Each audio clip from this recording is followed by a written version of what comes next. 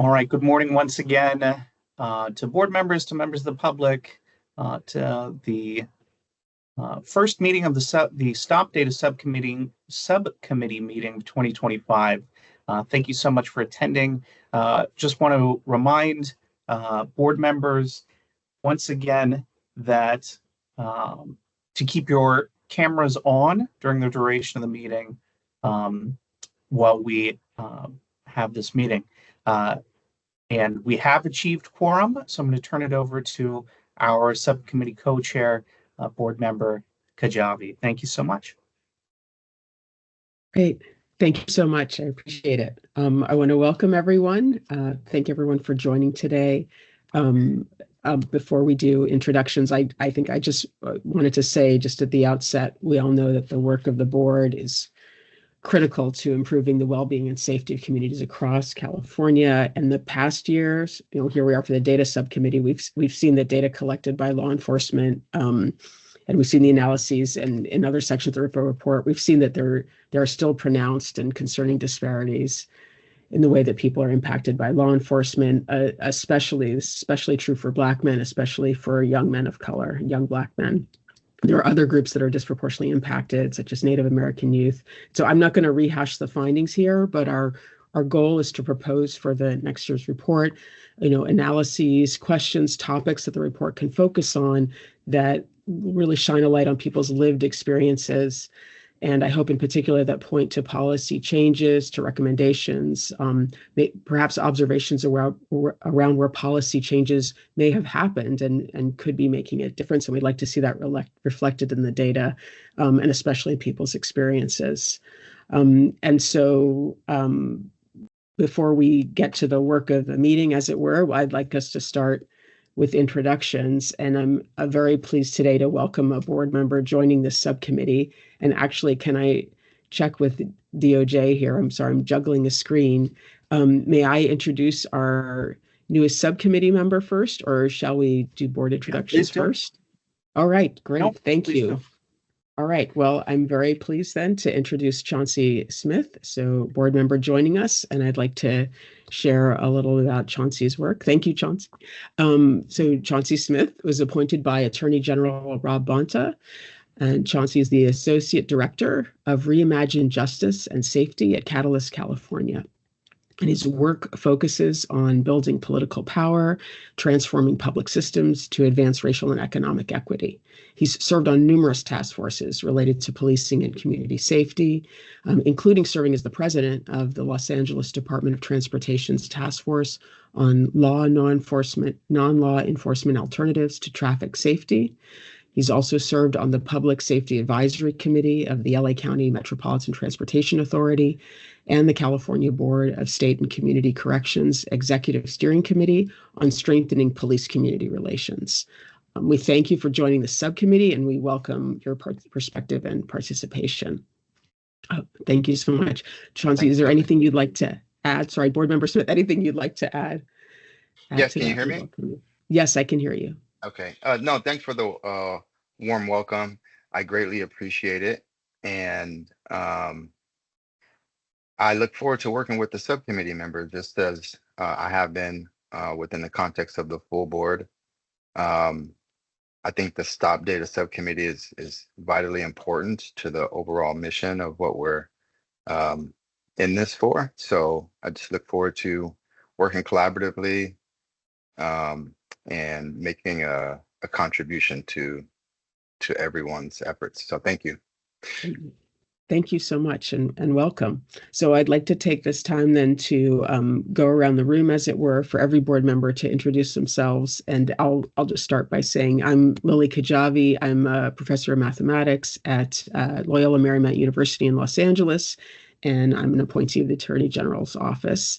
And I just want to add, before we get into it, I'm on a Wi-Fi connection that yesterday was a little buggy. I have a backup. I've got a phone hooked up. And then so if my video drops off at any point, I will turn on the phone and then I'll rejoin you as soon as I can. And I can see a number of board members here. I'm not sure if I can see everyone is here, but can I pass it on to someone who could then pass it on to someone else? Board Member Diallo, would you like to introduce yourself? Yes, thank you. My name is Sule Diallo. I'm an appointee of the California Public Defenders Association. I am a deputy public defender in the Riverside County Public Defender's Office. Pleasure to meet you, and I will pass it to Board Member Green. Good morning, Darren Green, California Highway Patrol. I am appointed by Commissioner DeRee. I'm sitting in for him. 25 years with the CHP. I work in the Sacramento area, and this is my second year on the committee. I will pass it all along to Board Member Guerrero, if I could, please.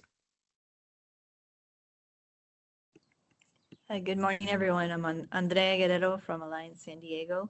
I'm an appointee of Senate President Pro Tem Emeritus Tony Atkins. And I will pass it on to LaWanda. Good morning. My name is LaWanda Hawkins. I'm with a group called Justice for Murdered Children. We're located here in Los Angeles, and I was appointed by former Governor Jerry Brown. And I will appoint it to, I think we got, who will I appoint it to? Did everyone speak? Are there any other board members here? Maybe we've got everyone now. I'm on my phone, so I can't see. I appreciate that. Yeah. Let's everybody, and just yes, to follow up, Board Member Hawkins is having some technical problems and is appearing off camera right now, but that is all the board members that are appearing today. Great. Okay, thank you so much. Thank you all for being here. And so our first point of business is, as usual, the meeting minutes and approval of the meeting minutes. And so I'm hoping folks have had a chance to review those. Maybe we'll take a minute now if anyone wants to refamiliarize themselves, and in particular, if anyone had any comments or corrections to propose that, and then I'll call for a motion to approve the minutes.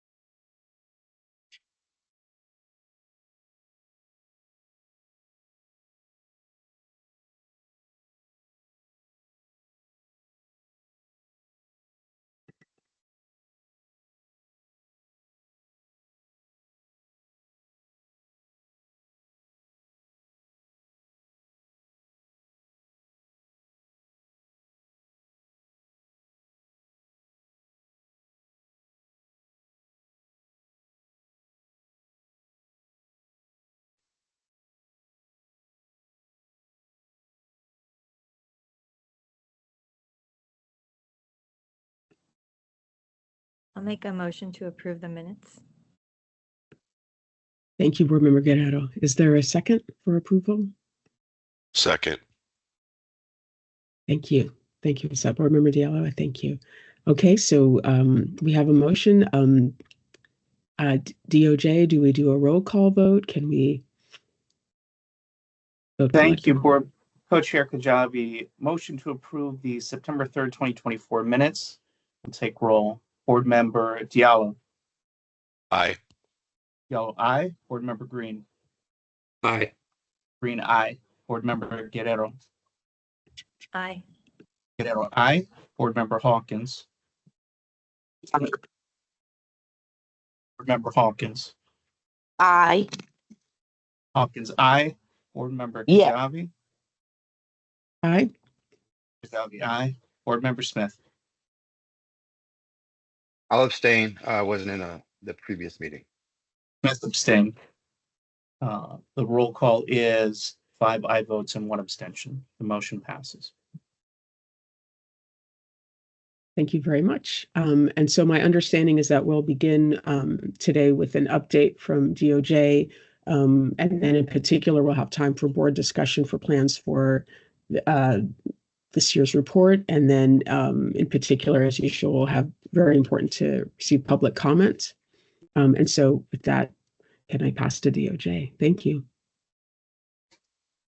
Thank you, Co-Chair Kajabi. I wanted to just do a very brief introduction, and then I'm going to pass it off to my colleague, Garrett Lindsay. My name is Alex Simpson, for those of you who haven't met me. I'm part of the leadership team for this year's RIPA report, along with my co-lead, Yasmin Manners, who is unfortunately not feeling well, is under the weather today, and the rest of the leadership team, our supervising deputies, Joelle Marrero and Christine Schwang. So very happy to be working with everybody this year. Very happy to let you know that last year's report, the 2025 report, was published on January 1st, 2025.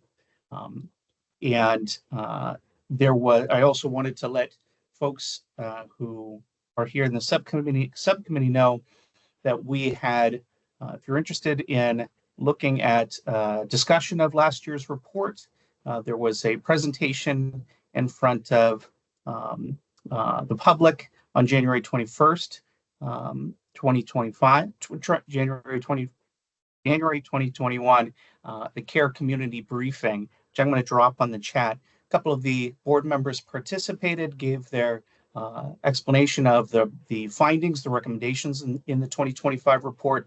And I'll drop that in the chat right now if anybody is interested in watching them. It's very, very helpful understanding of the recommendations and the conclusions in last year's report. So with that, I'm going to turn the rest of this report out to my colleague, Garrett Lindsay. Thank you so much. Hello, and thank you. My name is Garrett Lindsay. I'm a Deputy Attorney General with the California Department of Justice. I'm very happy to be part of this conversation. I wanted to use this time to kind of, I know we're having a discussion about the board report, and I wanted to highlight some structural kind of issues that maybe we would want to address in this initial meeting so that we have some direction going forward on that structure. And additionally, I wanted to highlight the new data elements that we are getting in 2020, in the 2024 data collection. There were two regulatory actions that kind of added new elements to what's in the 2024 beyond what we've seen before. So I wanted to highlight some of those that I thought may be more germane to this, so that when we have discussion, we kind of are understanding that there might be some new things that we can think about looking at. So first, on the issue of structure, so there are kind of two ways that we could think about structuring the stop data reporting section. And last year we actually had it kind of done in two different ways, for youth and then for general. So last year we started with stop features. So generally there's kind of two ways to structure the stop data reporting section. You can do a group by group analysis with an element of each on each stop. So for example, you look at the differences between the search rates between all the groups of interest. So you say search rate, and then you say this is what search rate looks like in for different race and ethnicity. This is what search rate looks like for different types of events, types of characteristics of people, or maybe different types of stops. Another way to look at it maybe is stop characteristics by characteristics analysis for different groups. So maybe one section focuses on racial identity and the differences between racial identity between so for racial identity, we look at the stop characteristics by characteristics analysis for different groups. And so last year we actually kind of saw it play out both ways. So last year we started with a stop by stop and stop feature by stop feature analysis for youth. So we kind of focused on youth, and we looked at the different features of different stop features and what was happening in stops for youth specifically, and focused in on there. And then after that, there was more of a group by group analysis within each stop. So, and I'm sorry, just in terms of understanding the difference here. So advantages to the group by group analysis within analysis is within an element of the stop is that because stop elements are less familiar and more complicated to a reader than group characteristics, it is kind of easier to explain the what's happening within a stop. So you say this is a search, and so we are describing what happens in a search, and then we look at what's the impact on the different groups or characteristics that we're looking at, like age or race and ethnicity, and then so that kind of focuses the reader on the different aspects of the disparities within an element of the stop.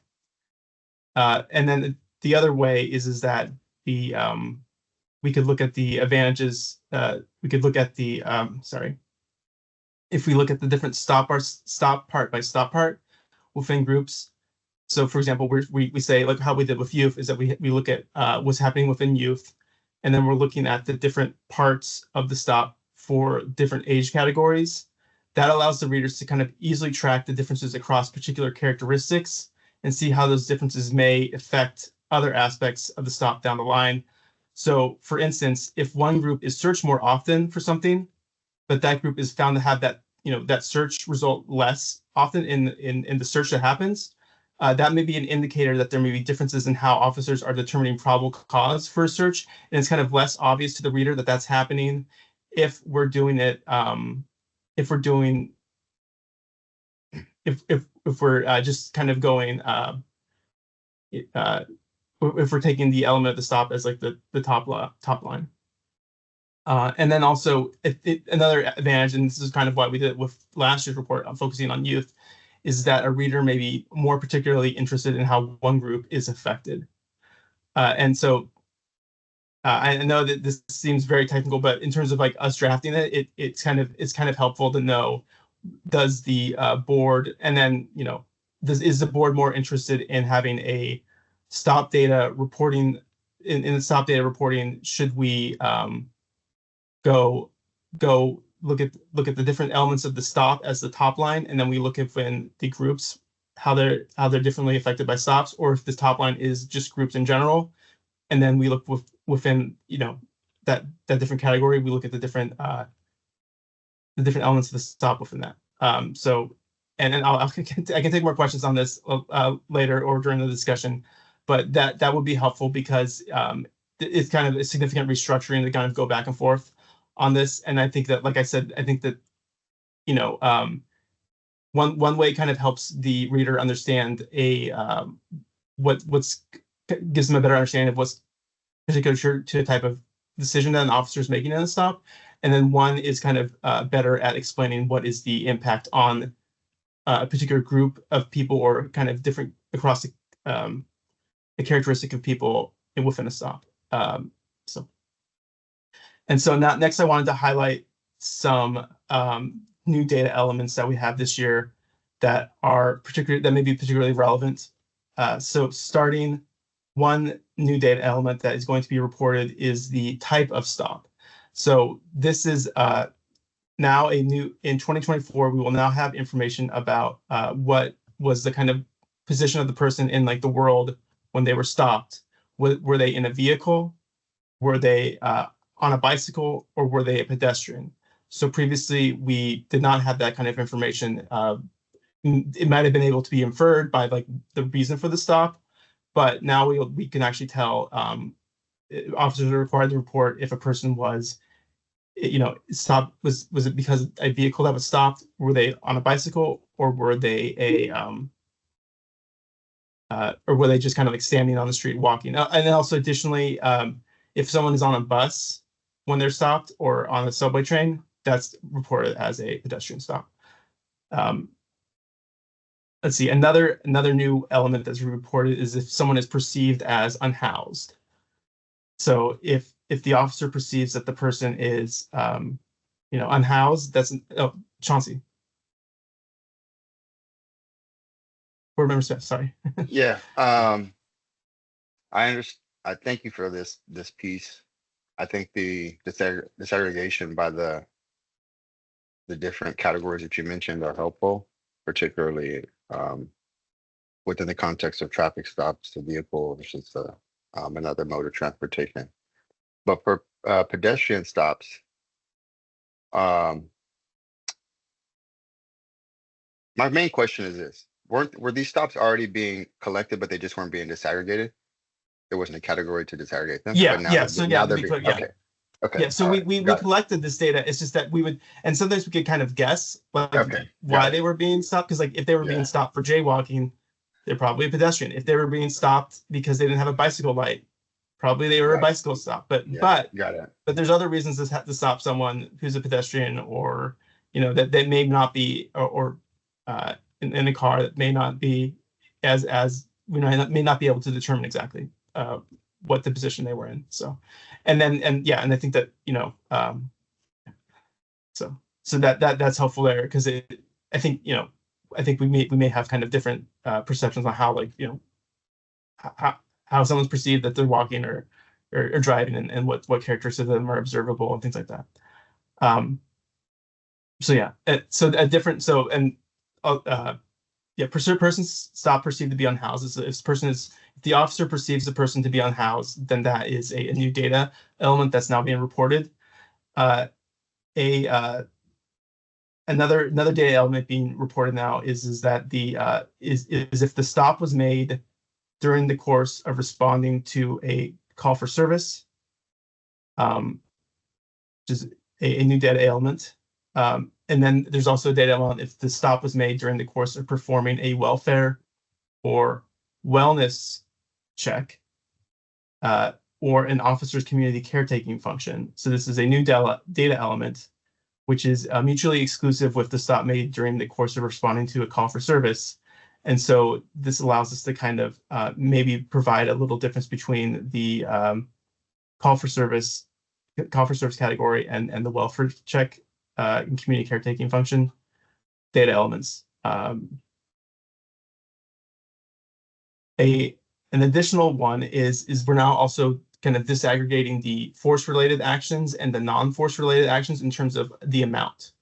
So previously, all the actions were kind of in one category, and now that we have separate categories for force-related actions and non-force-related actions. So that may provide us with an opportunity to kind of maybe, if we're counting them, we can kind of count them separately, and it's more explicit in the way they're counted. I think we may have kind of done that a little bit in some ways, but this is kind of more expressly in the way that data is reported. And additionally, for the basis for search, we are now collecting whether the basis for search was verbal, written, or implied by conduct. And there's also a requirement that if the consent given was implied by conduct, the officer has to use a field to explain what the conduct was that resulted in the implied by conduct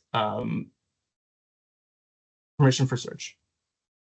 So, Garrett, yeah. excuse me, Garrett, can I just ask, so you're saying this is a consent basis? Yeah, consent basis. General basis. Okay, thank you. So now we have verbal, written, and implied by conduct consent basis. So previously we just had consent given, and then verbal, written, or I guess implied by conduct would all been the same reported basis for a search, basis for the search.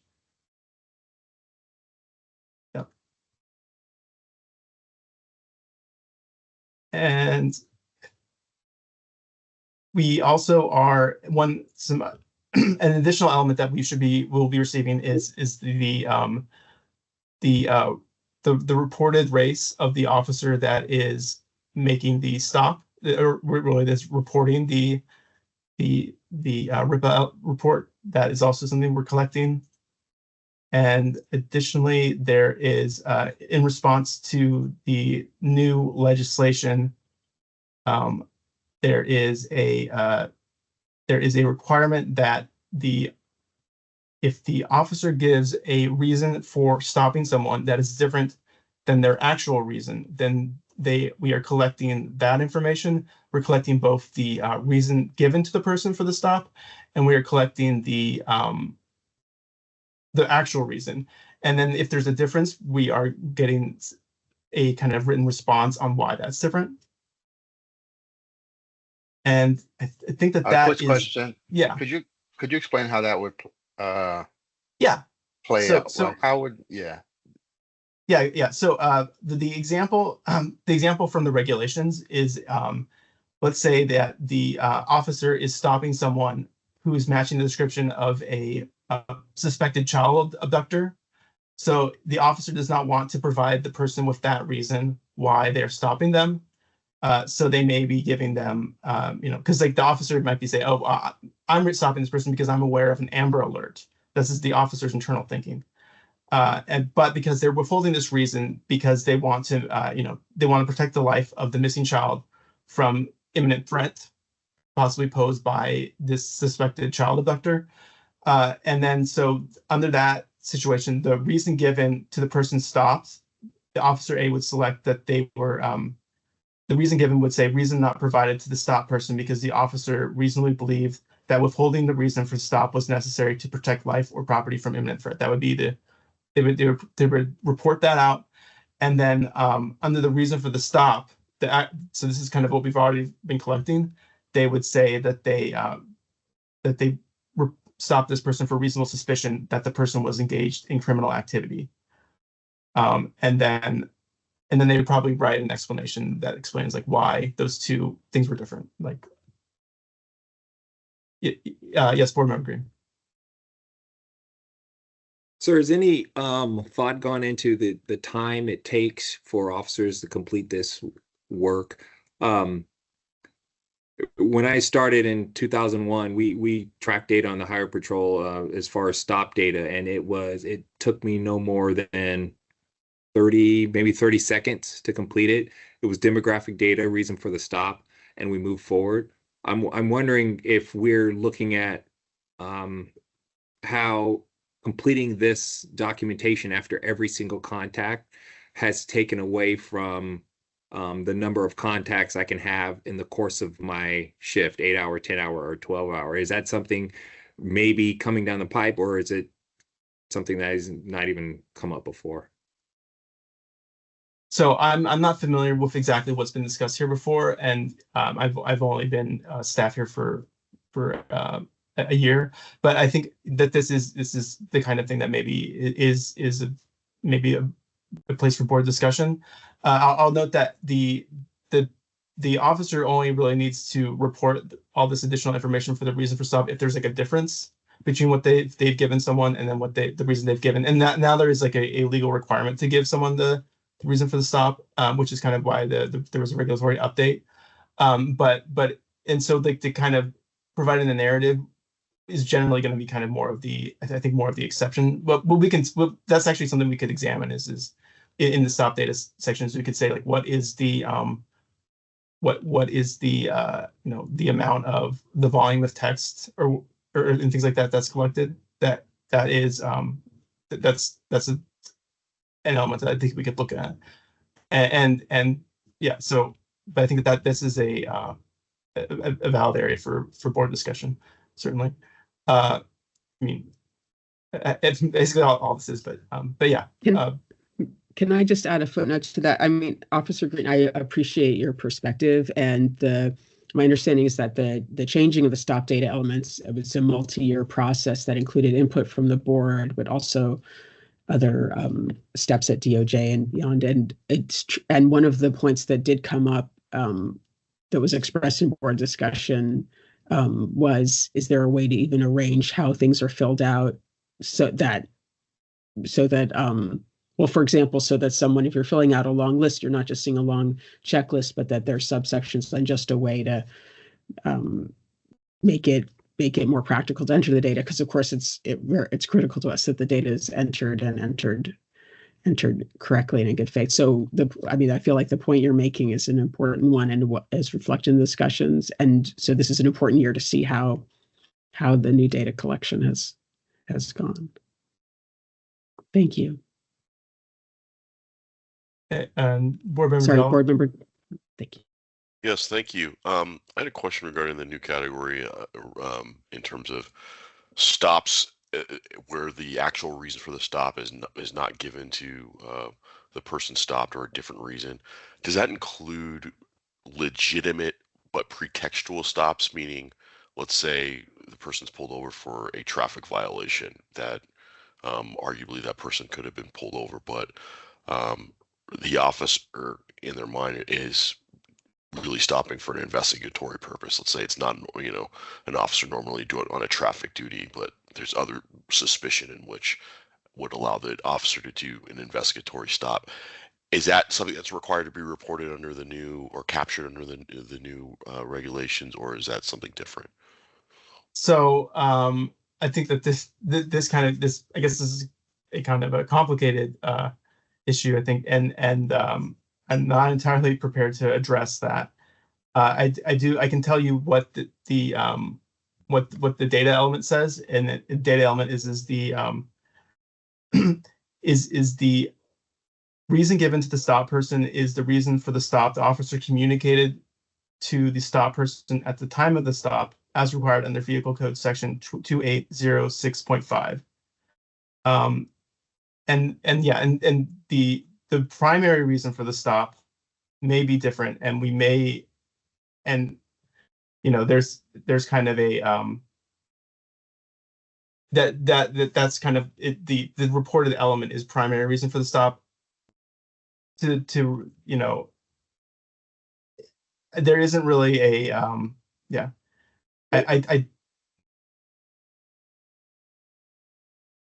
I don't think that necessarily what you're interested in would necessarily be captured by the reporting. I think that might be the best way to explain it, but I think that the new requirement is not for the officer to report something for the primary reason for stop that's different than what was previously required of them to report. And but they're now also required to report what they communicated to the subject of the stop. Thank you.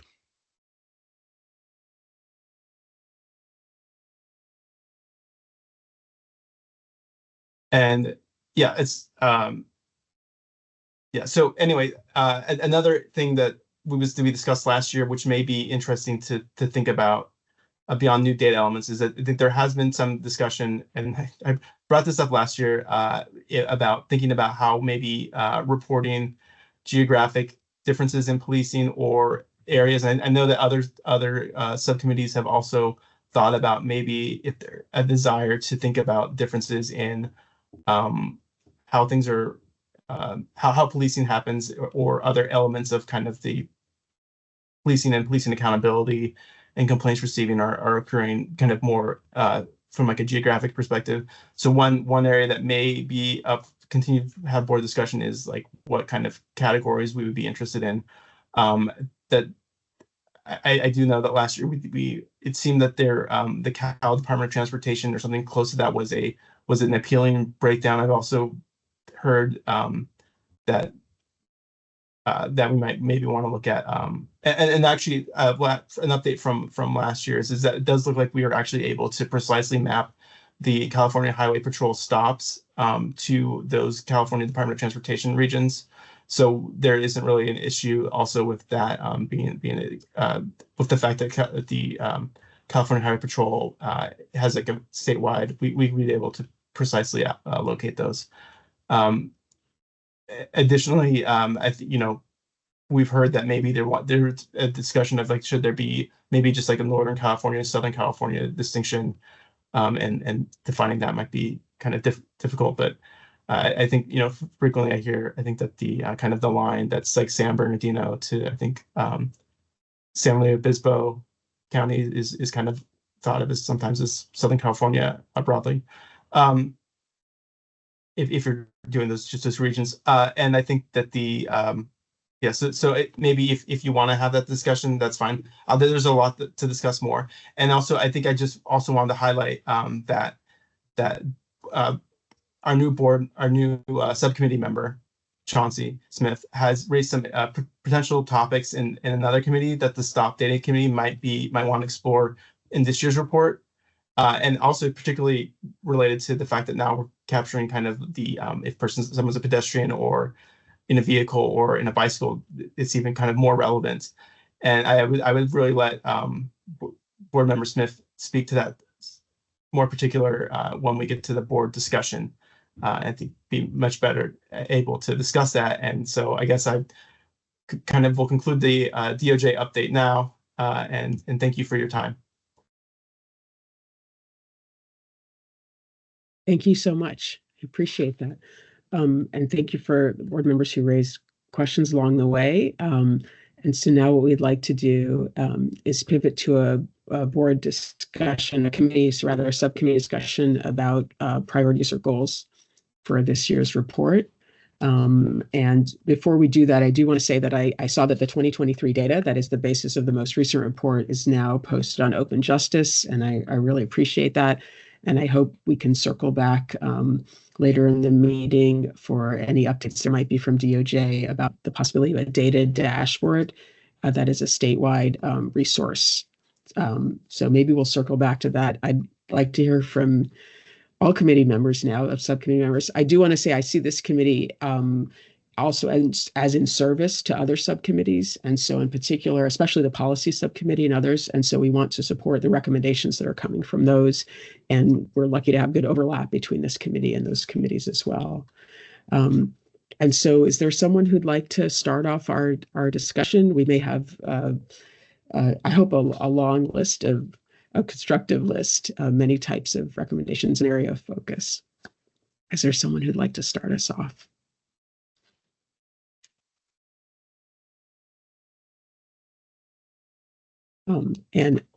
See, great. Board Member Guerrero, would you like to please jump in? Yes, thank you so much. It would be great to take a look at disparity hotspots geographically and better understand where there might be patterns and trends.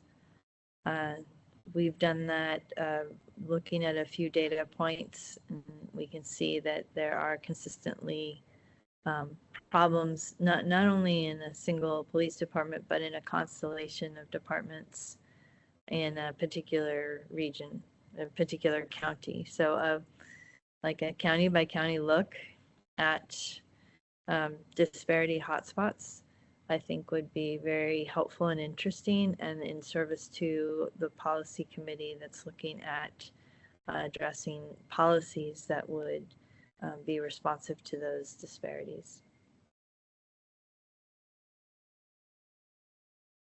And so maybe we could add to, that's excellent, to that particular point. In the past, there's been some discussion about separating agencies. This has come from board discussion and also from public comments, especially, for example, CHP is so large. We have some other forces that are so large, LAPD and others, that data, if you will, dominates what you see as overall trends in the statewide data set. And so in the past, Garrett, to your last point, you suggested particular ways that we could break down to statewide regional analyses. And you mentioned in particular the idea of a mapping to DOT, Department of Transportation regions. But what I'm also hearing from this is a focus that might be narrower still with this idea of the hotspots. And so, Garrett, I don't know if I could see everyone here, or maybe Garrett, your screen's not on, but does this sound like something to focus on, not just taking this data and breaking into smaller groups? You mentioned the Southern California, Northern California, for example, to especially with CHP to split up. And then you mentioned the DOT, Department of Transportation regions. So from past board meetings we've discussed, or subcommittee meetings, but this idea of geographic, the hotspots, as you're first hearing this, can you think of some ways we might start approaching that? Yeah, I mean, I think that this kind of presents geographic hotspots. So if we're talking about within a county, like even within a county, like for example, we have some very geographically large counties. So maybe the hotspot would be even kind of more narrow than that. I think there's a couple of challenges that this presents. One thing is my understanding is that in some cases the actual reported locations are not quite as precise as we might hope in some instances. And so for example, I do know that in some cases, I think my understanding is that the cross street ends up kind of being it ends up just kind of being reported like as like a street, so that you kind of actually maybe not as precise as you would hope there, because it could be the streets can be miles long. But another issue here to consider is that when we're talking about disparities, one issue is that when we look at like a particular census tract and we look at the stops within like that census tract and we're trying to understand kind of what's happening within that census tract, we also kind of need to make assumptions about who's like moving in and out geographically from that census tract. So I think that like in some instances, I think county for larger counties that makes a lot of sense, because like LA County, the person who's in one spot at LA County is probably similar to someone from they're not moving around between counties so much. But in kind of the smaller counties, we may have an issue where there's kind of people commuting in and out from different counties, and then so the population of like the workday of the county is different than kind of the population of like then kind of the resident population. So that's like another consideration. Yeah, Garrett, let me rephrase my question, because I think it was understood differently than what I intended. Okay. My interest is in looking at the agency level, to understand, how an agency is conducting searches relative to the rest of the state agencies. So think about a median, right, of consent searches, for example, or use of force, or handcuffing, or curbing, or whatever it is. Who are, which of the agencies are above and below that median, right? So because what we see in the data that we're analyzing specifically around consent searches is that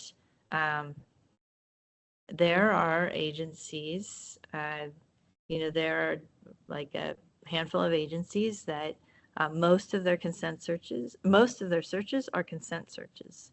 That's super alarming, that they're not using evidence and information-based grounds for engaging in searches. And then if you look at that by county, you just sort them by county, you see that they're all in the same area.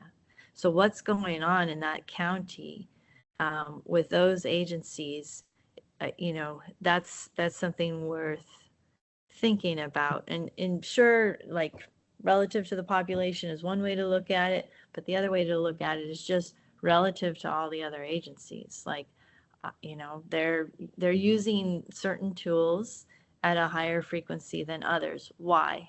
And what's the impact of that on community trust and so on and so forth? I think that's what we're really trying to get at. I'll just say that at a minimum, that information should be at the county level, and just wrapping up all the agencies in that county, or by the agency level. But doing a Southern California, Northern California split is not meaningful. Okay. Not for us in San Diego, because especially with the size of Los Angeles, like it would really need to come down to the county level or the agency level. And, if that's too much to do, you could think about, the 10 biggest counties and start there and just look at what's happening within those top 10 counties. Because I can tell you that's where the disparities are that we see. It's not in Amador County. It's in the bigs. Okay, so one possibility that we could discuss with the research services is creating like kind of maybe just like a heat map, and we map and there is an issue where we have some that we do have like sheriff and California Highway Patrol that kind of expand beyond this area, and so doing an agency by agency map is a little bit, as maybe we could figure out if we can kind of split that a little out, the sheriff from the kind of more municipal police departments. But I think may be possible, and we can discuss this with capacity to do something like a heat map of, you know, maybe it's even statewide about particular data elements that are of high interest here, of the most salience, and that could be something we could produce, and also maybe the underlying data for that kind of heat map if we understood the kind of the most salient disparity. And then, you know, because we could then say like that, like yellow is the median and green is one direction, red's another direction. That would be something that could be, and then shades within there. That might be something that we could think about doing. And then, yeah, so, and then additionally, we could produce the table of that if we wanted to. I think that there does kind of end up being an issue with very small departments, you know, being very likely to be ended up on the green or on the red on that, just because of the way that if you have a very small data set, very few number of stops, that you're kind of likely to end up there. But to the extent that we're kind of more concerned about regional, that by having it as like a heat map, you can even see like, oh, well, this one's red, but it's like a very small area. So I just can maybe intuitively think that, oh, well, that's just a small department outlier. Can I yeah. add two things to the discussion? Oh, sorry, Garrett, were you gonna? No. Yeah, but this is we can discuss with research services and see if what the capacity is to produce something like this. If someone from research services wants to jump in, that while I'm volunteering them for this, but I think that it's not something that's impossible for. So yeah, so I'd like to amplify that the coinage hotspot. By that I mean we're thinking about, is there something that should really catch our attention of interest, but it doesn't necessarily mean spot down to the, you were talking about the street level data. It's true that some of the data we have very specific location, but this is more about on the level of a law enforcement agency or even a region. Are there trends in, and also not just in who's being stopped? I know you were thinking immediately at the sort of the benchmark question, okay, what are we comparing to? But this is actually saying once a stop has happened, what is occurring during the stop? And I think through our discussion, we'll swing back more to some of these particular areas like consent, use of force, and so on. And so looking at the agency level, because are there policies, are agencies' practices varying so much that we can actually, we see this and how, and the example is given, for example, consent, if that's the basis for every search, those are highly discretionary searches, and we should be aware of that. And so this is stepping away from the DOT level, I think, analysis, but also it's narrower, it may be looking at particular actions during a stop. Yeah, and I think that, oh yeah. Yeah, I definitely think that when the issue kind of like people moving between agencies and census tracts and trying to figure out what the benchmark is significantly avoided by saying like, well, okay, given that's kind of by just putting that in the background and saying, okay, now someone stopped, what's happening then within the stop. I see someone from research. Yeah. Oh yeah. Hi, I'm Dr. Eric Van Holm. I'm with Research Services at the DOJ, and I take the lead on the data analysis. And so I can speak to some of the issues in a regional or agency analysis. Region is an interesting element to look at in terms of differences, but we know that LEAs aren't generally at sort of the county or the regional level. And so there isn't really a policy lever there that, you know, San Diego County is going to make a policy change that's going to affect all LEAs within it. And this was really captured well by Andrea's comments. And so I think that what could be interesting in that sort of line of research would be an agency level analysis that looks at region as one element, and a lot of other interesting things that can predict differences within stop outcomes are at the regional level, like, you know, city population, county demographics, some of these things that sort of influence the way that individuals interact with police. And so those elements can be captured and looked at sort of simultaneously, along with some other elements like type of law enforcement agency. And so I think that there's a really interesting agency level analysis that also captures these regional differences and sort of expands to look at some predictors of what drives outcomes of stops that would be of interest to the board.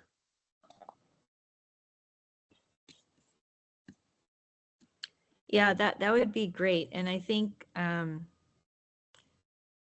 maybe moving away from the demographics of a region as the benchmark and moving towards an analysis of among those stopped, what happens to them? Because, for example, we see in the data that, you know, putting population aside, among those stopped, there's a disproportionate number of Black and brown men and women who are being handcuffed, curbed, put in the back of a police car, asked for consent to search, you know, subject to field interview cards, so on and so forth. So I think, you know, we fight all the time about what the denominator should be and whether the you know, what's the right population benchmark. Well, let's take that out for the moment, or, you know, that could be one data expression, but let's look at from those who are stopped, and we do care about who is stopped, that's important, but separately, among those who are stopped, then what happens? I think that deeper level of analysis is, we started to do last year when we kind of looked at, you know, the how many things happened to somebody, but that was in the aggregate. So something like this would be helpful. Thank you. I saw Board Member Smith, I saw your hand up earlier. Did you want to, and it could be on, we're going to go through a variety of topics here, so it doesn't have to be on this particular one. We'd No, like I to mean, collect a series of recommendations. I was going to say I like this idea. That was the main thing. Keep it short and sweet. Did you, without, I don't want to move it so we don't want to, but did you want to discuss in particular, now that we can look at pedestrian, cyclist, driver stop separately, was that something you had wanted us to touch on based on the comments we My heard question earlier? Well, I don't want to cabin this discussion. So if folks still want to chime in on this, feel free to, you know, but I wasn't thinking about that but I have a different idea. But I do think, now that you mention it, it would be valuable, because I know that there's a significant mobility, justice, and equity movement going on throughout the state. So I think typically when folks are, I think that a lot of people, or most people, may be thinking about racial profiling, pretextual stops, and things like that. I think the common frame or scenario is someone that's driving, you know, a car, just based on the, you know, the history of how things have played out in California. But I do think that having this additional ability to look at the data at a granular level could be particularly helpful, particularly, especially in some of the areas throughout the state that are a little bit more diverse in terms of how people go about their daily lives, right? So, for example, in much more urban environments, I would think that it's not uncommon for people to, you know, have a higher rate of cycling, you know, to get around, or riding public transportation, for example, the Bay Area and things that has a very robust public transportation system. And from what I've been hearing from stakeholders in the landscape, particularly on the mobility justice front and the Safer Streets movement, that there's significant concerns about racial and other identity biases for people who are cyclists, using public transportation, or going about their daily lives in other ways that don't involve the use of an actual car. So I think that could be extremely helpful. Thank you. So I'd like to add, yeah, as we're collecting suggestions for this year's report, I also have my list here, but that taking into account this new data element is, I think, is really important. So in other words, to separate pedestrian, cyclist, and driver stops. And I'll just mention that many years ago, when Los Angeles was under a consent decree with the U.S. Department of Justice, although the much larger group of stops were of cars, everyone's familiar with LA traffic, cars are king. But in fact, when you drill down and looked at search rates, frisk and search rates, that in fact for pedestrians, they were very disproportionately high, especially high relative to the national averages. And so I think this could give us an important window in to police practice that, so we can better understand, that might be obscured by just doing an overall stop, just looking at overall stops and then something like searches. Josh, Board Member Smith, I see your hand. Yeah, and also I think there's significant value in another one of the indicators that was shared earlier, which is a categorization of people who appear to be unhoused, because I think often with what we're seeing playing out locally, particularly in Los Angeles, is that criminalization of people who are unhoused is something that's occurring at a fairly high rate, particularly when it comes to looking at the overall scope of police interactions with community members. And in many ways, I think the criminalization of poverty can amount to a proxy for the criminalization of people of color when you look at the disparities within different economic strands throughout local populations. And it's just an extremely important like public policy issue, just the whole housing crisis and things like that. And then if you look at the ripple effects of these interactions and profiling and potentially profiling of people who are unhoused, the folks who end up filling local jails are all too often someone who was unhoused and dealing with a whole host of other types of life challenges.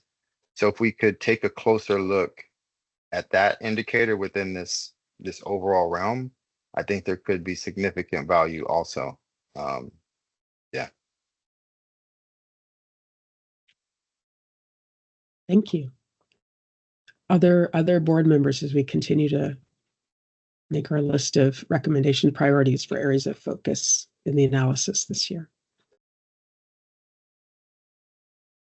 Board Member Green, Officer Green, thank you. Thank you. And forgive my ignorance on this, has calls for service been the denominator for law enforcement contacts? And our department, the CHP, contracted with CPL, which is California Policy Lab. They really kind of looked at our data really deep. The last time they looked at our data was just recently at the end of 24, but it was 22 data because it just takes a while for all of our data to get in and for us to get the contract signed. But one of the denominators they used was calls for service in certain areas so crashes for us, people who have broken down, tire changes, all those things are then compared to our stop data. So that is the denominator for us. Is that something this group has looked at in the past, and is it feasible for local police departments? Having worked with the Highway Patrol, I've just kind of worked all over the state. I don't really know the nuances of working in one city or one county for your whole career. That sounds foreign to me. And then another thing, and not making excuses for law enforcement, because for me as a manager and for me as a police officer, using consent searches is to stop people and to start off an investigation is just kind of lazy policing, to call it what it is. But oftentimes training lags well behind trends. So you have these epidemics with opioids, with fentanyl, and these epidemics are fast and furious. You go to town hall meetings and that's what everyone's talking about. And now the rush is for law enforcement to stem this tide of fentanyl or other opioids in your neighborhood. And the training for how to stop that as a frontline police officer lags way behind these trends. So the one tool you always have in your bag is those pretext stops and consent searches. Not to make excuses. Again, it's to me, it's kind of lazy policing, but looking at those trends, and how can I say this? there is the stop data, but then there is the human element of you go to a town hall and you hear that heart tug story, and that gets to the briefing the next morning. And those officers who have had a family member who has been a victim of drugs, they're hot and heavy on how we're going to stop these drugs without the training. I don't know how you would capture that element in just data sets, because the human element is always going to be there. I know we keep collecting data. I think before we start collecting more, we need to establish that why. Like, what are we going to do with this data at the end of the day? And how are we going to use it going forward? To apply it to training for law enforcement, to education for law enforcement, education for the public, before adding more, because it's for sometimes when you're on the front lines or as an officer, it's just one more thing added to your day without the context of this is where it came from, the context of sitting on this board and other subcommittees, of knowing where it came from, where the thoughts of the public are, and other board members. I've said a lot, but those are just a few of my thoughts on these. Thank you. Board Member Diallo, I saw your hand up. Was it in response to this or another topic? Yes, kind of on the same subject. Yeah. I Thank think, you. Listening to Board Member Green's comments, that's all the reason I think analysis of the data in both a regional and agency level could actually be illustrative, because it could, in looking at disparities, we can kind of cross-reference what maybe different agencies are doing as far as training in terms of some disparities that may be going on. I'm really interested on, kind of a policy level, because we recognize that departments, it's not in a vacuum. Obviously, departments are responding to different things that Board Member Green referenced, and certain policies sometimes come about which affect the officer on the street, be it, saturation patrols or other, policy, department level policies, which could affect the disparity in the stop data. And to the extent we could cross-reference both regionally as well as agency-wide, I think it would be illustrative to determine what are maybe some things, other than just at the officer level, either at a department level or regionally, which are affecting the disparity in the data. So I think that's an encouraging area for us to explore. Maybe so along these lines, a recommendation for analysis for this year's report could be to look further, in particular, as consent for a basis of search and examination of pretextual stops. We know that some agencies have made or proposed changes in their policies, and so seeing if is this borne out in the data, and so that might mean separating by agency or by agency policy. Maybe, for example, LAPD and SFPD, how they're talking about use of consent or pretextual stops may be very different from other agencies. And so we've discussed this in the past, but this may be the year to really connect the policies of departments or stated practices, and then looking at how that's borne out in the data. And also, I appreciate this general perspective about how consent is used. And really, when we think about consent as a basis for stop, there are many questions we can ask, like who's asked to consent to begin with? And then if consent was a basis, was a search conducted? And then especially, was that the only basis for a search?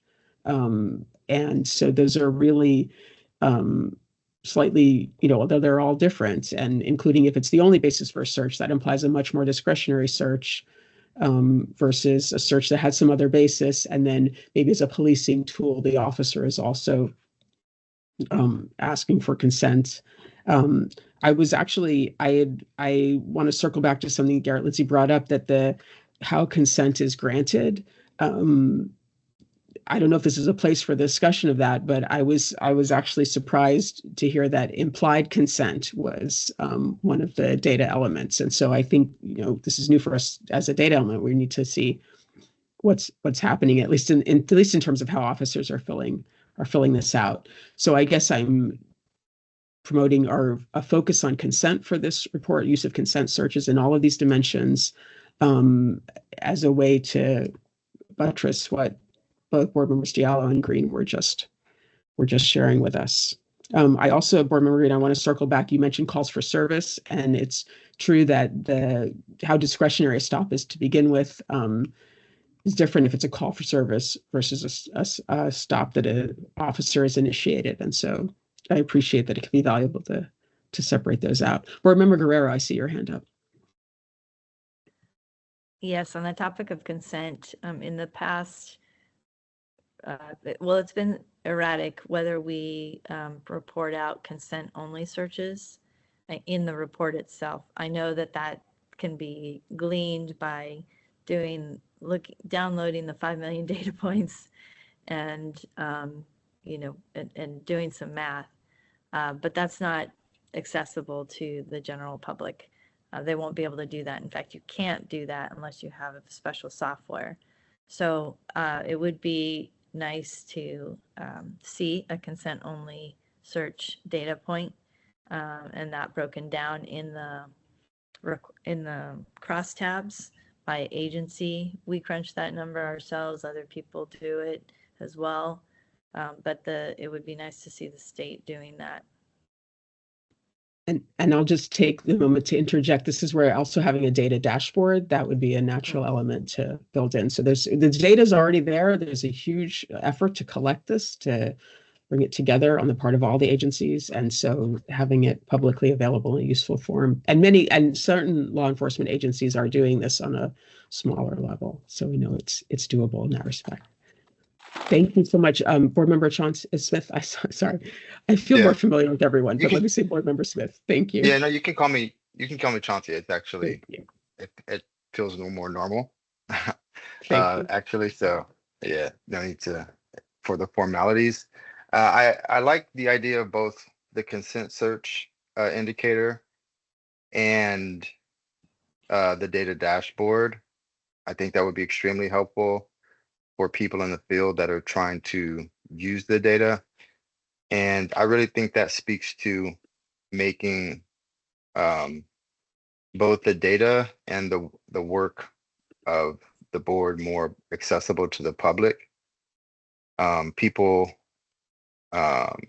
may be impacted by racial profiling or be working on issues related to racial profiling coming from a variety of different circumstances. And the more transparent, open, and accessible we can approach sharing the information, I think the better. And it just allows for all the work that we're doing to be much more useful. So just wanted to acknowledge that. And in addition, I'd like to offer up another idea for this next period. And this idea really aims to look at some of the harms and consequences that arise from racial profiling, specifically stops that are pretextual, that arise from, a relatively minor traffic infraction, but as a result of that initial decision to stop the person, which could be racially biased, they can often lead towards very troubling and traumatic circumstances. And here, I'm specifically speaking to an issue that was recently brought to my attention, and that's specifically fatal police car chases, which are a significant problem throughout the nation and often arise from relatively minor stop reasons that are not necessarily some form of a violent crime or an imminent risk to community safety, but more so an officer sees someone in a particular neighborhood, and perhaps there's some implicit or unconscious bias at play, and they decide that they think that person may be up to some form of criminal activity, and they identify a relatively minor vehicle equipment or administrative issue as the basis for the stop, right? And this is kind of the common scenario that we see playing out within a context of pretextual stops. So what recent reports have shown, specifically there was an in-depth investigative piece by the San Francisco Chronicle that looked at this issue nationwide, is that all too often these scenarios can lead towards a police car chase. And specifically a police car chase that ends in someone dying.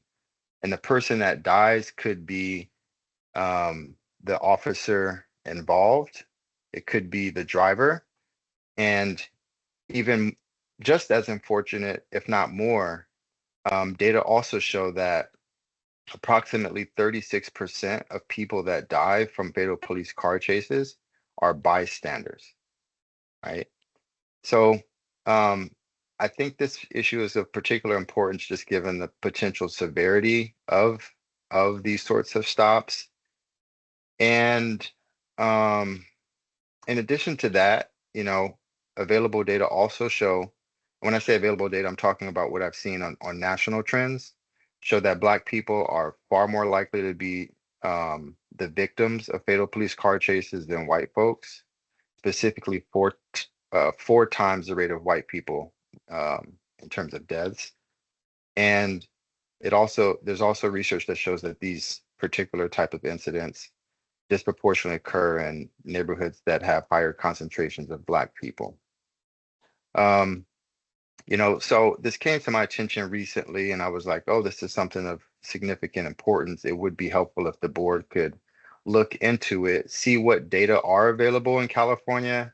I don't think this is something that's already, you know, being tracked, particularly within the context of the RIPA board, but perhaps there are other data sets that are publicly available that could be looked into to tease out some of the ripple effects of racially biased stops. And the last piece I'll add is that there's a general trend throughout the nation going in the direction of trying to address this particular topic. So, for example, in 2023, the U.S. Department of Justice issued recommendations saying that law enforcement agencies should limit the use of car chases, particularly in instances in which the dangers posed are extreme and their situation, and there's also an opportunity to seek or apprehend the suspect later. And then in addition to that, the Police Executive Research Forum, which is a national clearinghouse for developing like sound public policies on law enforcement issues, was a co-author of that report with the Federal Department of Justice. So just want to offer this up as consideration. Thank you for sharing that information, including the PERF and federal report. It's true that we've usually focused our discussion on the RIPA collected data, but this ties to another recommendation that's come up in board and subcommittee discussion, which would be to have some sort of, maybe it's even captured in a table, but something that helps illustrate where different agencies have either particular policies or this might be used to track legislation recommendations as well. But so in particular, like before we were talking about use of consent and pretextual stops, but also car chase policy, because my vague understanding is that there are some agencies in California that, for all the reasons that you outlined, have really prohibited police chases in a situation where there isn't an imminent danger. And so it might be compelling to see which agencies have and an easier lift to capture which agencies have done that and which haven't, even if these types of stops aren't reflected in the data, the large data set, that this could be important information to collect. Board Member Guerrero, I saw your hand up. Yeah, Board Member Chauncey Smith. You get the whole name today. Yeah, no, thank you for bringing that up. I think, vehicle pursuits are a form of use of force as defined in federal use of force tracking, and it is the #1 cause of fatalities in encounters with federal DHS agents in the country. And so not tracking it at the local level, but we see it in our neighborhoods on the rise. And so I think a look at fatal police car chases as an outcome of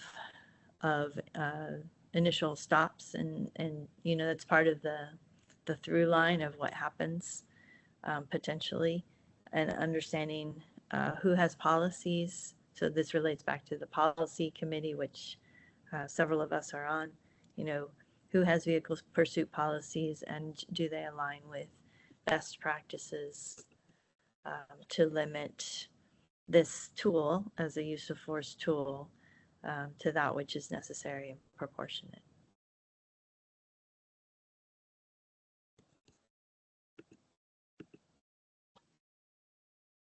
Thank you. So that could be an important part of the data or policy section, and even independent of the analysis of the larger data set. Are there others who want to add?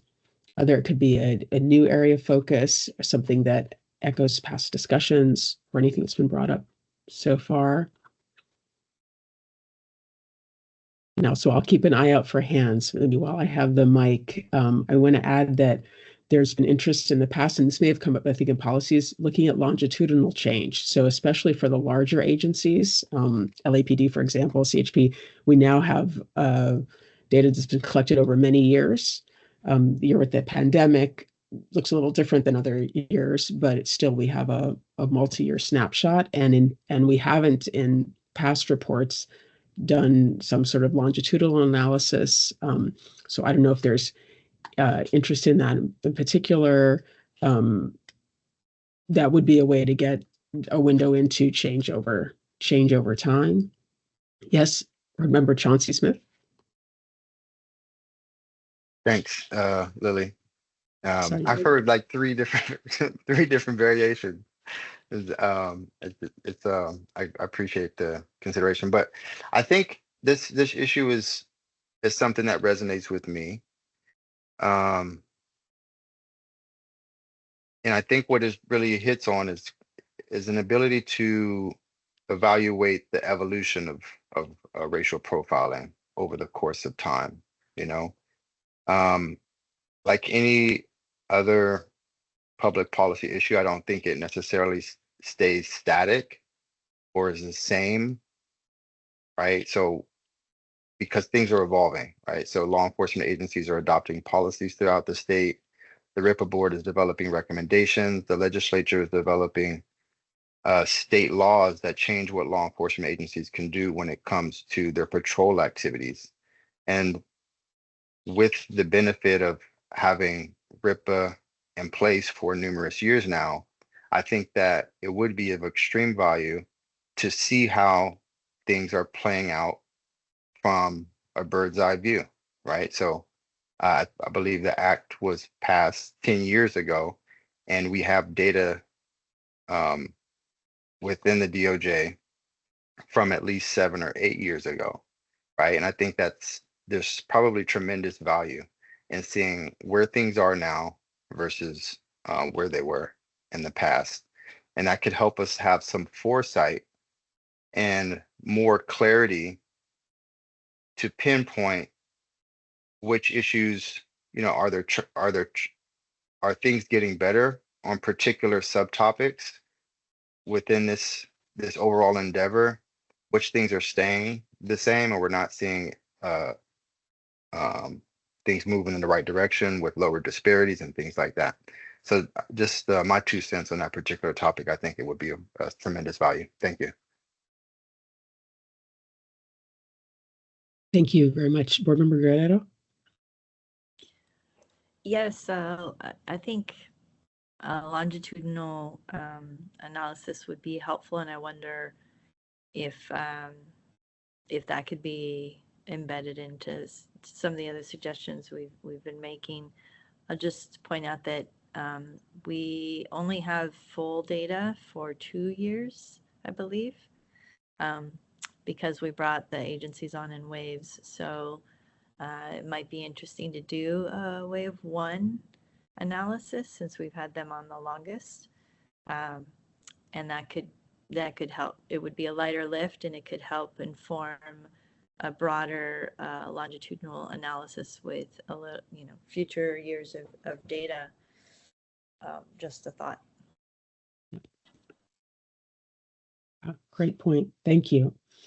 Are there others, or can I maybe, remember, I see your hand up. Oh, that was the old hand. Okay, thanks.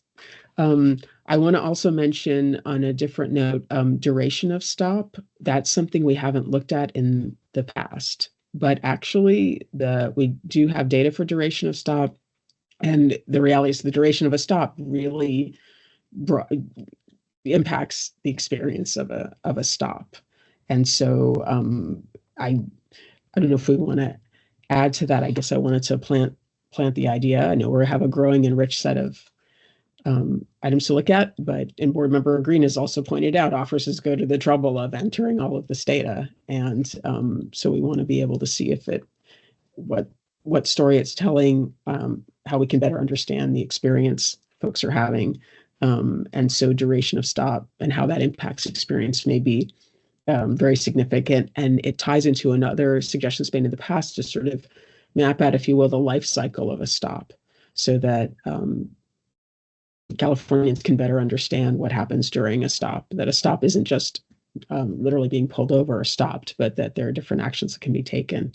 And so maybe these two are intertwined, or maybe they're separate topics to look at. Chauncey, I see your hand up. Would you like to add to that, or another point? I think you might still be muted. Hello? Yes, Yeah, no, I thank like you. that idea. Catalyst California has done analysis on stops for various agencies and looked at stop duration. And the research showed that people of color, particularly people who are Black and Latinx, were all too often subjected to longer stops. And it's not just the time itself, but it's also the experience that people have to endure by being subjected to longer stops. So for example, say they're on their way to work, they could be late for work. Maybe it amounts to a form of intimidation, harassment, and dehumanization, which is often how a lot of people of color feel. And then when you extend that over a longer period of time, it just makes things far worse. So I think there's value there. But I was originally raising my hand to say that I have a schedule conflict. This is my first meeting within this subcommittee, and I already had something on my calendar. And I need to depart, but before doing so, I wanted to see whether everything would be okay from a quorum perspective, just to make sure that that's reasonable for the operation of this meeting right now. Thank you, Board Member Smith. Just from the count, it looks like we would still be able to maintain quorum, even if you're unfortunately unable to continue with the meeting. So thank you so much. Okay, thanks a lot. Appreciate it. Thank you, Board Member Smith. Much appreciated. Great. Thank you. Board Member Guerrero, I see your hand up. Yes, thank you. We have RIPA board reports recently have looked at duration of stop relative to consent searches. Okay. And so that was an important question. I think we should continue to track that data point. I think you're right, to understand duration of stop, which is most relevant in the context of whether somebody gives consent or not. And it was only through an analysis of that data that we were able to see that people who did not give consent for a search were held significantly longer, and the racial disparity of how that played out was alarming. So I think that's an important data point to continue to look at.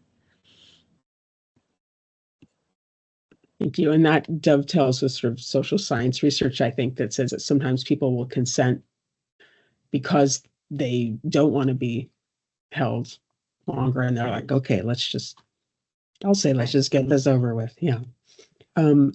Are there others, for example, use of force has come up, and earlier, Reverend Guerrero, you were talking about, we were talking about this, once a stop is initiated, the various actions, and you talked about not only consent, but also use of force, and give the example of handcuffing and so on. Were there other do you want to amplify any of those? I mean, use of force is an obvious area of focus, to add to that list or amplify any particular items. Yeah, I mean, I think we need to continue to track on all of the outcomes, and from the ones that are have an impact. Well, you know, we've got research in our reports that says what the impact is of the denigration and humiliation of being curbed and cuffed and put in the back of a car, all of those things, and then all of that not yielding in a result or discovery of contraband. But yeah, so our concern is, you know, that there is a pattern of stops that are potentially, according to our data, appear to be racially motivated, leading then to microaggressions, macroaggressions, and some to use of force. Now, there are certainly legitimate uses of force and legitimate reasons for doing some of these other things, but as the former CHP commissioner told us, and this has stayed with me for a long time over the years, in this meeting, he said to us, it is in discretion that bias blooms. So our challenge is really to identify where discretion is in operation and limit it. And, you know, we know from the data that evidence-based and information-based operations by law enforcement are what yields arrest, are what yields discovery. So, you know, Mr. Green, you said that some of this, you described it as lazy policing, which is, you know, another take that I think will stick with me. But I think that's our work, right? Is to help with the engagement of law enforcement to understand where there's discretion. We can see that in our data, and where that discretion is neither necessary nor effective, right? And to improve the trust with law enforcement, the experience of communities. So all of those outcome data points that we've been tracking, I think we need to continue to track. Thank you. Thank you very much, and especially for that powerful quote and take on the work that can be done here, and really observation about discretion. And so I appreciate that many of the topics have been raised can point, I hope, very direct step to policy recommendations and actions. I want to circle back to one more. There was a new data element, race of officer, and I have the general understanding from older studies that you know, a police force that's diverse and reflects the community that's operating in doesn't necessarily change the patterns that we see, the disparities that we see.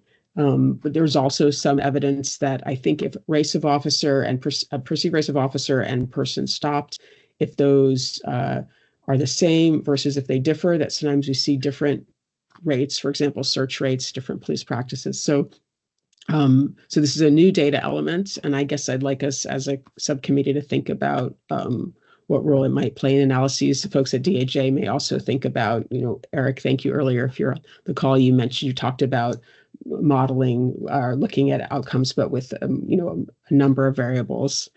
So it may be that that's also a factor to consider that we haven't had an opportunity to look at in the past. But I'll say for myself, as we've been talking about this, use of consent especially really emerges as an area where there's a lot of discretion and opportunity for further policy recommendations. We do want to have time for public comment today and also next steps. But can I ask, are there any board members who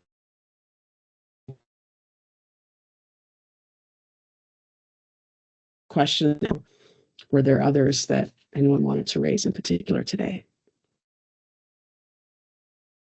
You froze just for a second during your question there. Could you Sorry. repeat it?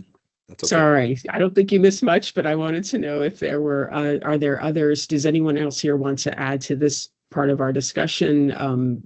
Suggestions, comments for the upcoming report, or comments for DOJ for areas of focus? And if not, then we'll pivot to public comment. I would like to add for race of officer, it's a good starting point for me, because I think a lot of times it isn't necessarily race, it is background of officer. When you have officers, for example, me, I grew up in Southern California, born and raised in Altadena. It's been in the news for a while. Very, very, very diverse area when I was growing up there, and probably still is. So I think the background of an officer is probably more important, or as important as the race of an officer. I think if we just go off the race of an officer, it'll feed into it can feed into whatever biases you're already looking for, or whatever result you're looking for. You can find it when you're just looking at the race of an officer. So I don't know how we could boil it down to background of an officer. Maybe as a starting point, just to kind of remember, it can just be each officer comes from all different walks of life, and that human element we will never be able to, or at least in my law enforcement lifetime, we won't be able to quantify. But I would ask that we look further than the race of an officer, and try to at least remember each officer comes to this job with their own background. And as we all come to this meeting, those on the board and those in the audience come to this background, we all come with our own baggage, so to speak. And sometimes those experiences shape obviously how we're going to interact during traffic stops. So I would just like to add that is let's look a little further than just the race of the officer on a statistic. Thank you for that perspective. Appreciate it. So I don't see further comment. So at this point from our subcommittee, so I propose that we move to the public comment portion of our meeting. And so as in past meetings, sorry, I'm just taking a moment to see if I can open up a display so I can see if attendees are able to raise their hand via the Teams interface. But as we've done in the past, maybe we'll move regionally through the state. And then if someone would like to speak, I'll see if I see a hand up through this interface, or alternatively, if someone's calling in and has a way to unmute, we'd welcome that. And so I'll start with Northern California and work our way south. So is there anyone from Northern California who's in attendance today who wants to take the opportunity for public comment?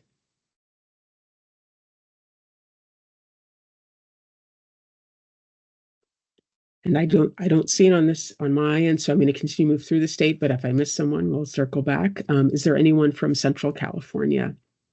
Broadly defined, we won't state where we won't define precisely where the cutoffs are, but anyone who identifies with Central California who'd like to speak up today.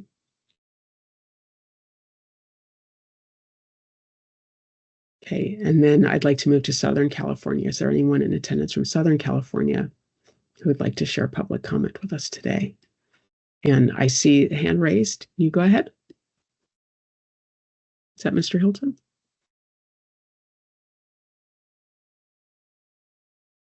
And I see another hand, which I'll come to. So I think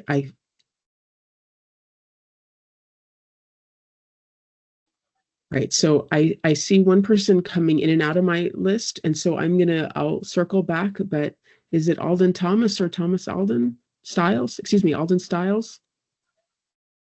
Are you able to unmute and to share comment? And then we'll come to others as well.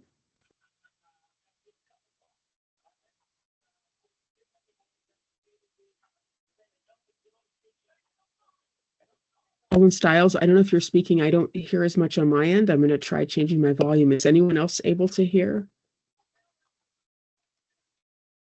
So can I ask you to check to see if you're unmuted and to be very near whatever mic might be at hand?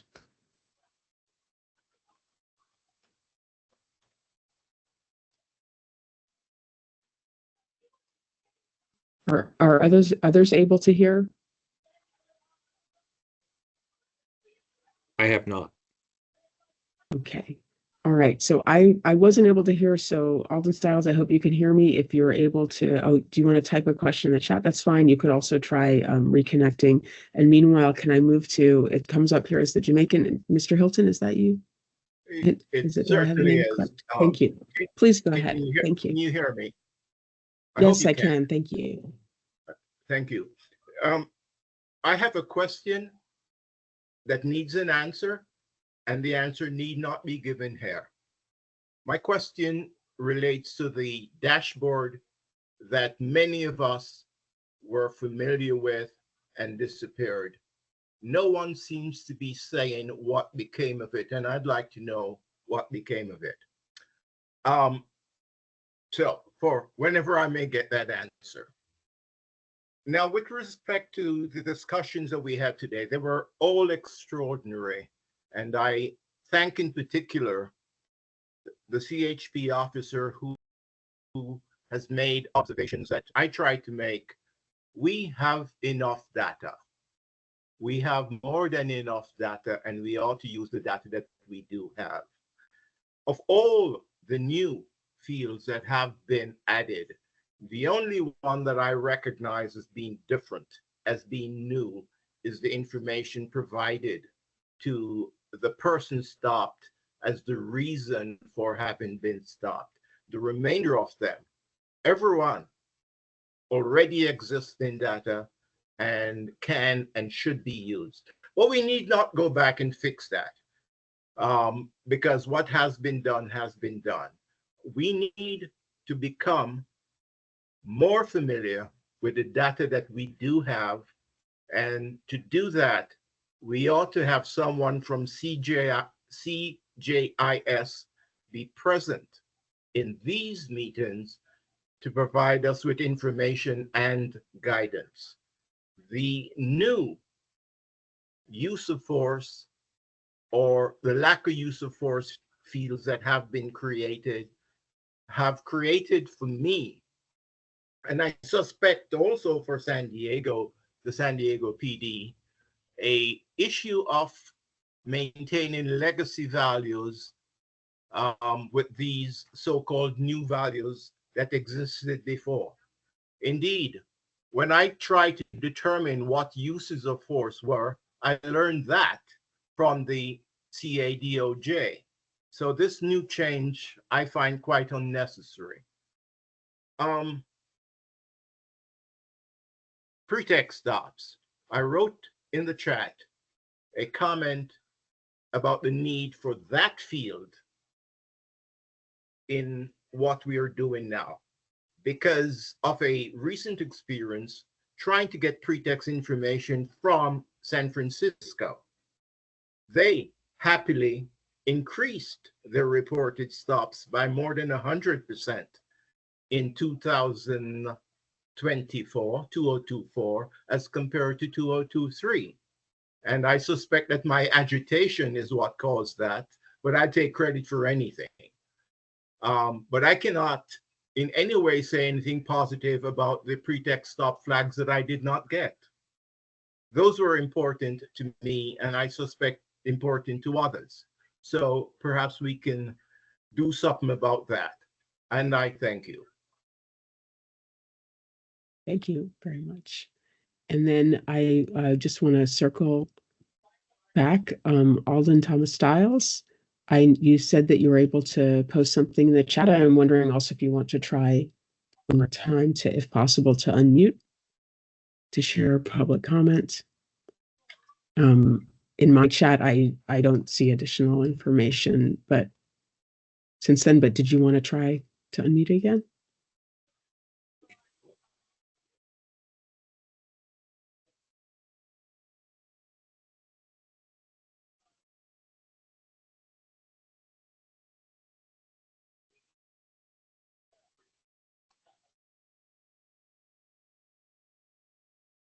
and Alden Thomas Styles. So in the past, we've had folks share comments verbally. I'm going to read out this comment that's in the chat. Alden Thomas Styles, you said that I have contacted several law enforcement agencies for comment regarding racial disparities in police stops as represented in the RIPA report, and a vast majority of these agencies have refused to respond to my inquiries. What do you say to law enforcement agencies that do not respond to the public? And so I thank you for sharing that comment. In general, we take in public comment here. And so I don't know if there's anyone else who'd like to add, either from Southern California or elsewhere in the state.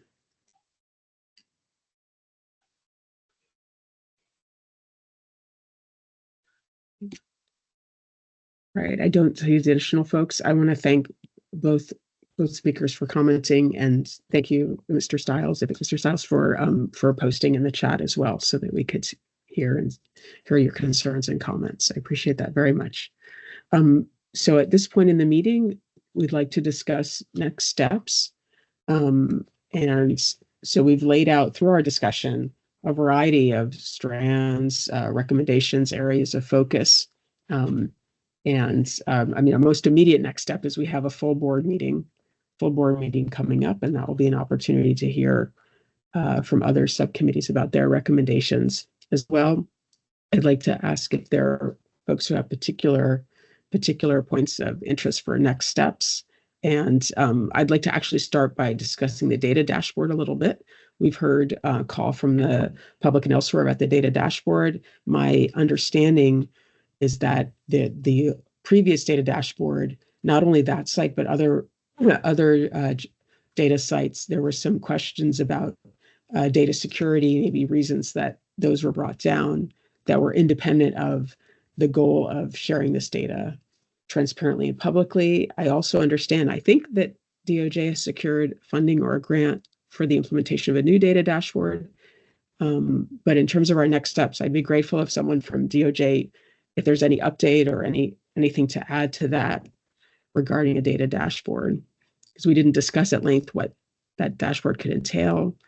I think from my perspective, with the understanding that behind the scenes, there's movement towards having that. Is there anyone from DOJ that'd like to add to that or give us a mini update? Thank you. Thank you, Co-Chair Kajabi. And I wish I had more information. You are correct that the Department of Justice is looking into this data dashboard. We certainly hear the questions from the board members and from others about the data dashboard. Department of Justice is looking into vendors and funding options for the dashboard. Obviously, this is something that is of interest to the board and the interest of the public generally. So we're making every effort to select those vendors and reconstruct the data dashboard as quickly as possible. And I'd like to add, it doesn't necessarily have to look like the last one. Many agencies now in the state have their own access to data they provided. And we probably would have opinions about what should be accessible through that dashboard. But at any rate, I'm pleased to hear that it's in the stage, at least of contacting vendors and starting to get proposals. Is there any other issue that anyone wants to add or raise, in particular anything that wasn't raised during our meeting, or to emphasize any of the issues that we did as part of our next steps?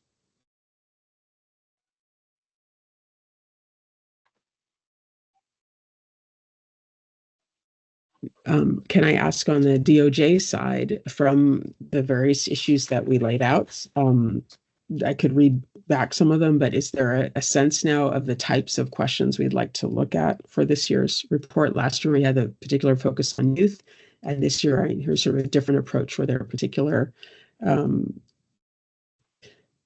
items that could tie very directly to policy recommendations. I guess I'm looking to Garrett or Alexander to say, yep, we've been taking notes, something like that. And then, but let me pivot to Board Member Guerrero. Yeah, I think the topics that we've covered lend themselves to or feed into some of the theme conversations that we've had on the policy committee about hotspot disparities and looking at, longitudinal understandings of data outcomes. And John Dobard from our committee is the one that's going to be presenting those theme topics. So I don't have them all in my head, but I think everything that we've talked about today is resonating with what the policy committee talked about. So I think it, from this can emerge a theme for the report. And if I could also just add with regard to the making the data more accessible, to the last point you made, Lily, that the data is not digestible right now. The report is not really digestible to the lay person in California. And I know that sometimes if you're in it and you're doing the work, you're the data person, it's hard to, it's the ocean you swim in, so you don't necessarily see a different, you don't see with different eyes. I think it would be helpful to have to convene like a group or a meeting that's specifically like to get the public's input on what would make it more accessible. So that doesn't have to be, I suppose it could be this committee meeting, but it could be something more in the community, really trying to understand how information could be digested, or even people who use the data. And we've done this before where we've had like a special focus meeting, right? So people who are using the data, both lay people and data people, what would make it more accessible? What would a dashboard look like? That sort of thing.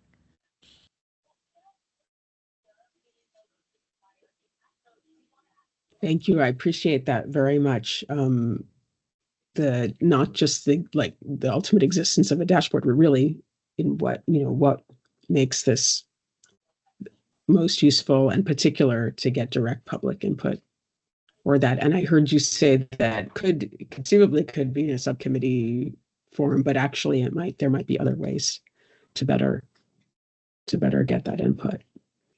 Thank you. Other next steps or suggestions from board members?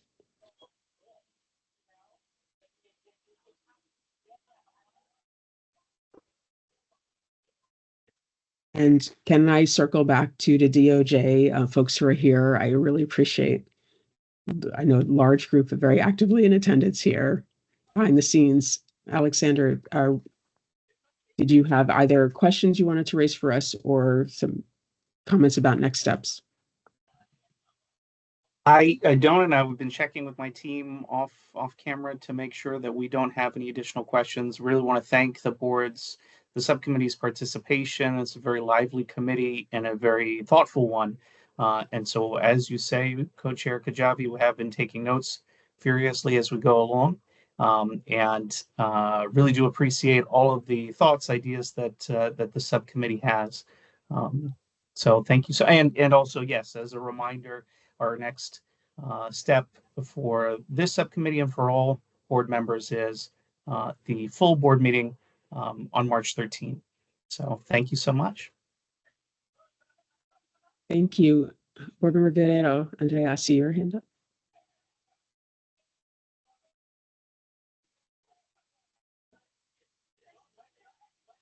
Did you want to, was that the previous hand or is that a new hand? I'm sorry.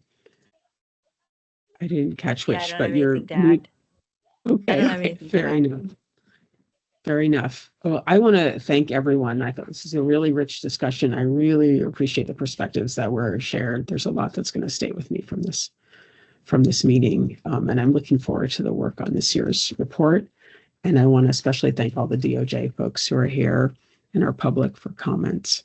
And I think we actually, I don't know if there's a motion to adjourn. I guess I'm hinting that I think we could. If there are no further comment, can I declare adjournment procedurally? we may be de facto adjourned because we've come to our stopping point. Okay. Well, I thank you all. Thank you all very much for a very rich meeting. Appreciate it.